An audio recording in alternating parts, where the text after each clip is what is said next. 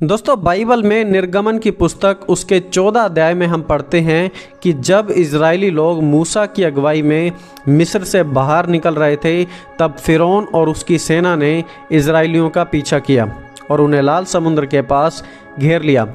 ऐसे में इजरायली लोग काफ़ी डर गए थे, क्योंकि पीछे फिरौन की सेना थी और आगे लाल समुद्र।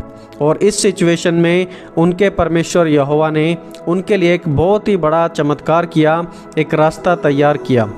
मूसा ने इजरायलियों से कहा, मत डरो, आज खड़े खड़े उद्धार का काम देखो। और फिर परमेश्वर की आज्ञा के अनुसार लाल समुद्र 2 भागों में बंट जाता है और समुद्र के बीचों बीच इजरायलियों के चलने के लिए एक रास्ता तैयार हो जाता है। इजरायली तो अपनी जान बचाकर वहाँ से निकल जाते हैं, लेकिन जैसे ही फिरौन और उसकी सेना उस रास्ते से गुजरना चाहते हैं तो पानी वापस आ जाता है और फिरौन की पूरी सेना उसमें डूबकर मर जाती है।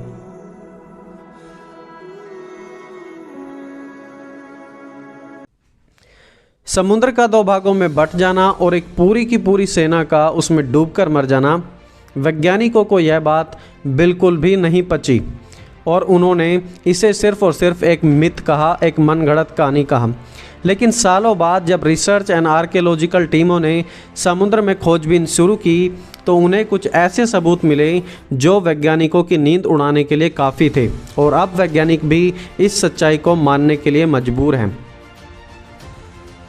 न्यूज़ एजेंसी डेली स्टार की एक रिपोर्ट के अनुसार स्वीडन के साइंटिस्ट डॉक्टर लेनार्ड मोलर ने इस बात की पूरी तहकीकात की, और जब वो इस बात की तहकीकात करने के लिए जा रहे थे तो उन्होंने अपने साथ एक वीडियो शूट करने के लिए अमेरिकन टीम भी रखी, और वहाँ पर उन्हें उसी फिरौन की सेना के कुछ अवशेष, रथों के पहिए और कुछ हथियार जैसे कि तलवारें वगैरह भी मिली हैं, जैसा कि आप स्क्रीन पर देख भी सकते हैं।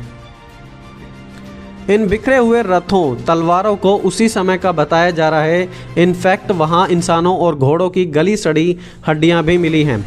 इस पर डॉक्टर लेनार्ड मोलर का कहना है कि इतनी बड़ी मात्रा में तलवारों, रथों के पहियों, इंसानों और घोड़ों की हड्डियों का मिलना क्या दर्शाता है? सिर्फ एक बात दर्शाता है कि बाइबल की यह घटना बिल्कुल सच है, 100% करेक्ट है।